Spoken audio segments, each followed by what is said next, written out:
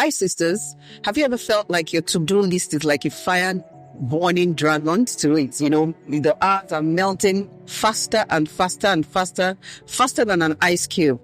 You run around, you don't have time for God. You find out that, you just go through the day. Today, we're going to be diving into a topic that resonates with all of us: time management. How do we juggle our roles as Christian women, as mothers, as sisters, as wives, as professionals, and still stay true to our faith? And we have two amazing sisters today. We have Sister Funke and we have Sister Karuna today to share insights and give us some tips on managing time effectively. So grab your coffee or your tea and let's get started. So welcome, sisters. It's so good to have you on the podcast today. Thank you for having me. So let me start by asking a light-hearted question. Karuna, if you had an extra hour in your day, what would you do with it? Well, I think 24 hours is much more sufficient for us. But still, if I had one extra hour, I think I would be spending more time personal growth and spiritual growth for myself. Wow. And spending more time with God and serving others, like I do usual things. Yeah, that's amazing. I thought you were going to say something like running out to the beach and relaxing and all of that. Okay, so Sister Funke, what is the most amusing time management fail you've experienced? For me, that question is sort of tricky because I'm always engulfed in so many things. So for me, I think it's getting distracted while in the midst of something very important that I find that is the fail that I've experienced. I've scheduled that I want to do this, but I see I'm a bit distracted. So what I've got to do, what I've seen that works for me is to put all distractions away, and especially social media. So before now, I would have my phone around and do something important. So what I do now is I put it somewhere, lock it up, and I don't go to it until I'm done with that. So that for me is what helps. Awesome. I know. So, sometimes you're on social media and then the next thing you spend like 1 hour. Exactly. And especially when you're doing something that is boring. Imagine reading a book. You've already scheduled that you want to read a book and the book is becoming boring. You want to find serious in your phone. Well, okay, thank you so much for sharing that. So, when we go through the day, like I was sharing with Karuna shortly before you arrived, we find that, you wake up in the morning, there's this to do, there's this to do, there's just so much to do in 24 hours. So if you could have a personal assistant for one part of your day, maybe your morning, your afternoon, or your night, what would it be and why? For me, it's driving. Driving. You don't like to drive? I like to drive, but I found out that probably coming from Lagos, I've seen that outsourcing driving made me achieve more. Oh, okay. So I feel once in a while, if I have someone drive me, mentally I'm able to absorb more and try and see what I can do, probably prepare for the next task mentally. If I have something that I think I would outsource, it's going to be driving. Yeah, I think you can actually get a lot done while you're going driving. Yes, a lot. Yeah. I've seen that work for me back in Lagos. And so driving. So I told my husband that getting a driver wasn't a luxury. If I want to match up with my growth, so it became a necessity. So throughout my stay in Lagos, almost when I realized that I was having a driver, and it wasn't a luxury. It was just necessary. It was necessary. So it really helped me. And driving is very mental. Yeah. So you think you're just driving, but the stuff, the gear, and everything. So that's true. That's true. Okay, so Karuna, does being busy equal being a good Christian woman? Would you say that, because I'm busy running around, taking care of the children, taking care of the husband, it makes me a good Christian woman? Well, I don't think it's not necessarily. Yeah, I know these days are quite busy, fast-paced world, but that doesn't mean that we are good Christian women. Busy doesn't mean that. Of course, you as a woman, you are busy with your household work, and if you are in a ministry, then you have to take care of the ministry, children, and everything, such things. But it's the thing you have to manage how to prioritize things. According to that, you can work out and plan ahead. So I don't think busy doesn't mean that you are a good Just because it could be busy with any other person. What kind of business, and is it productive business? Yeah. Not productive. That is also. I know, because being on social media is also being busy. Yeah, exactly. But if it's yeah. Yeah. Being busy, like in ministry or serving others, that is satisfaction. Yeah. That is glorifying the Lord. Wow. Thank you so much. And not even when the Bible already explains, you already gave us the yardstick for the good woman. Yeah. That Proverbs 31. Yeah, so if you're busy and you're not, but funny enough, that's why some of the women get this.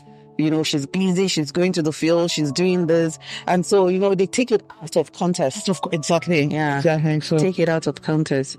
Unnecessary. Yeah. Yeah. Okay. So I found that, sometimes, like I mentioned earlier, as Christian women, we wake up, there's so much to do in a day that we then find that, our relationship with God takes takes back stage, we get so distracted with his blessings, the children, the husband, the job, that we don't get to spend time with him.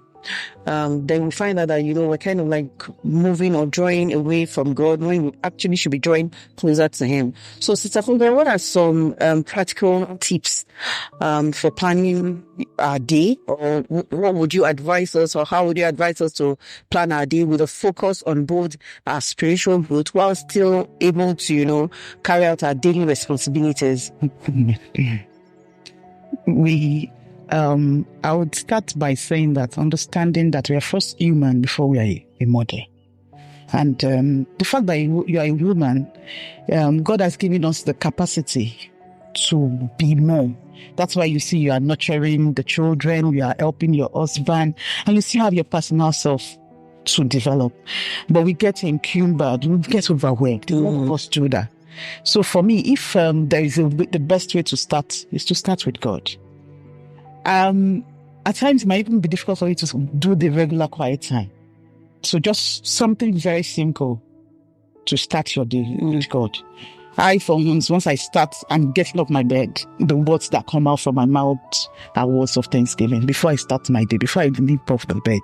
It's not always long, it's just a short bed, because I know immediately I'm jumping out of bed, I'm getting into the activities of the day. And prioritizing tasks is also very important. Yeah. Planning ahead. If you're waking up and you're just jumping into it as it comes to you, you're going to miss out a lot of things. You're going to miss out the important things. So before the night, what I do, because I like to write, which I think has really helped me, I would have noted the things that are very important for me. For myself, what I need to do for the children, what I need to manage. So I'm not moving out of that space. So once I've taken God, and once in a while you have your free time, what are you feeding your spirit with? Are you reading something? Are you listening to music that will uplift your soul? Are you listening to messages of someone that...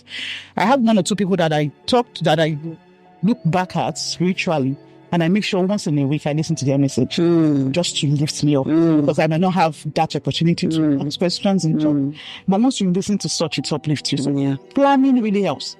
Prioritizing helps. There are some things that you don't need to bother yourself about as a woman once you have planned ahead. So bring down like what? Okay. Say for instance, now you have said ahead of time that you want to be this. Okay. And you have broken down your tasks. And there are some things that your spouse can do for you. Because women have also been in that show. I want to do everything by yourself. You have children that's one of grown-ups. We always want to do things. I'm also still guilty. But once in a while, I just leave it. When you come and do it. If my husband leaves something that is, I will leave it. At times I do not want to, but just so that everybody is responsible and accountable, you just leave it so you can be mentally balanced. Because if you're not careful, you will get swarmed in some situations. So prioritizing, planning ahead, giving some things, and you can't leave some things time open-ended. It has to be time-bound. So when you're planning, you have to have that consciousness that these things, I must be smart at planning it. So for me, I think it's the integration first before the balancing of some of these acts. That has really worked for me, honestly. Because and you actually do bring on a good point, and that's getting people involved. Because sometimes you want to do everything yourself. But even the Proverbs 31 woman, the Bible says she had help. Yes. She didn't do everything by herself. So you have really good at multitasking. Yes. Because that grace is there. You want to multitask. Yeah. But once in a while, we have to. Yeah, that's true. That's true. We must learn to, and sometimes even when people offer help, we're like, it's okay. It's okay. I'll do it by myself. So you should learn to accept help. Yes, help me, help me. Yeah, thanks for saying that. And then you also talked about prioritizing. So, Karuna, how would you, so the items, I believe you also have like a to-do list. How do you prioritize the items on that list to say, this is the one I'll do first, and this is the one I'll do next, or this is the one I'll do last? Would you have like, what was your criteria? How do you determine, the order in which those things come? So like, as a Christian woman, definitely, seeking God's guidance is the first thing for me.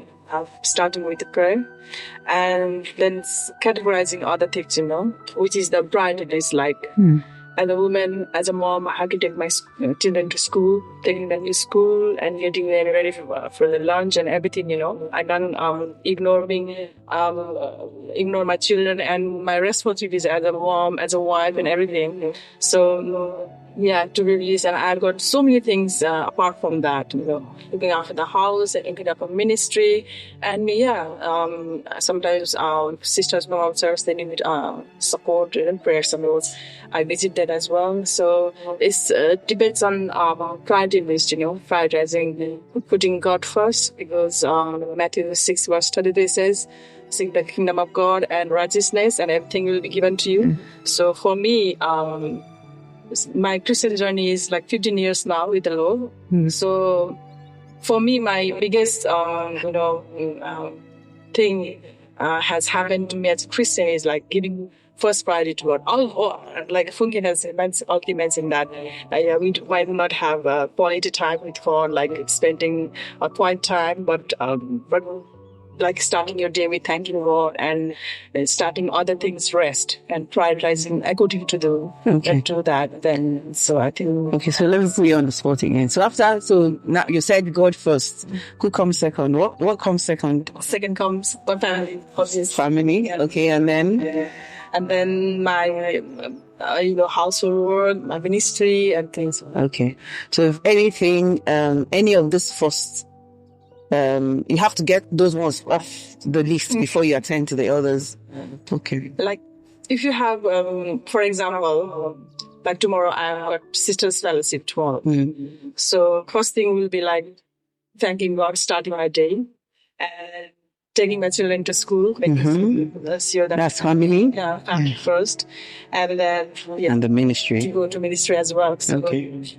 The rest, I can do that next time also, like household works and doing laundry or things like that. I can ignore that, but I can do that next time. So that is in private. All right. Thank you so much. Thank you. So let's talk about and how tight we walk this path. Hey everyone! Today we've got a challenge that will completely reset how you manage your time, and it's super simple but powerful. For the next 24 hours, track everything you do. Yes, everything. Write it down or use your phone. From scrolling through social media to having a chat with a friend, take note of it all. Then, here's the twist. After those 24 hours, take a look at your list. What's truly adding value to your life? What's just wasting time? Now, replace one unnecessary task with something that aligns with your priorities, whether it's prayer, spending time with loved ones, or diving into God's Word. This simple reset will help you reclaim your time and make space for what really matters. Ready to take on the challenge? Let's go! Be sure to share your experience with us in the comments.